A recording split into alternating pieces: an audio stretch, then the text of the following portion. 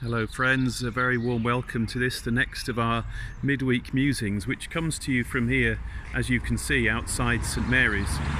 And rather than looking at my face this week, I thought it would be interesting to walk along the path that goes on around the outside of the church.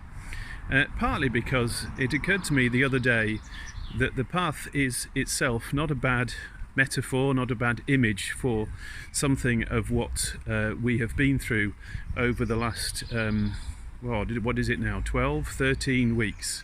It's an awful long time anyway. And you'll know something of the story of this path that was only recently relaid with this lovely smooth surface just not that long before lockdown began. Prior to then, it had been a long journey to have this path relaid. It had been, as you all know, traditionally one of York stone. And the York stone had, over several occasions, separate incidents, kept on being stolen. And as a PCC, we decided a little while ago to lift the whole path and reset it so that the likelihood of the stones being stolen would be minimised. We were on that path, as it were, but then discovered that some of the stones down here, which had previously been stolen and been set in concrete, had also been stolen. So we didn't see the point of replacing the whole path like for like, knowing that it wouldn't really rid us of those who would like to pinch stones from us. So we went through the process of finding a surface that would do the job for us. Along the way, of course, this particular bit at the bottom was very bumpy, lots of stones to navigate. We tried to close off the path, but people being people, and this being a very popular thoroughfare, continued to walk through as they wanted to.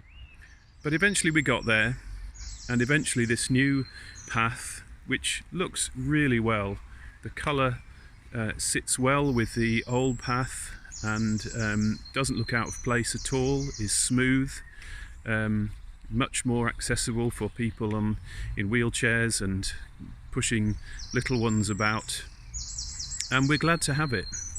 It has of course come at a cost, a considerable cost, but nevertheless we hope and pray this will be a great path for us both now and in the years to come. So what's that all got to do with what we've been through? Well, it seems a little bit that the journey we are on is a kind of circuitous path to get from where we have been to where we hope to be again. But yet, as this path reminds us, we are hopeful we shall get there. The journey will be difficult and has been difficult, and there will no doubt be challenges ahead of us. Yet this path serves as a reminder that though that journey can sometimes be difficult, we can and we will get there in the end.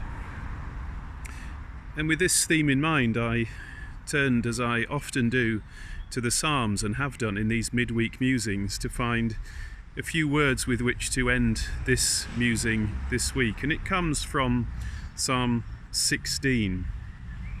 And it might be a psalm that you want to turn to on your own and have a read through.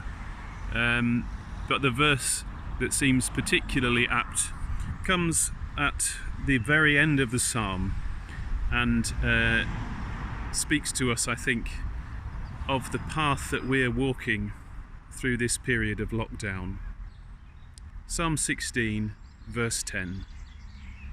You will show me the path of life. In your presence is the fullness of joy, and in your right hand are pleasures for evermore. So we hope and pray God will continue through this time to show us the path of life, and that we might know in our lives that with God, in God's presence, is the fullness of joy. Thanks for sharing this time with me. Hope to welcome you back to the next of our midweek musings. In the meantime, God bless, and thanks for being here.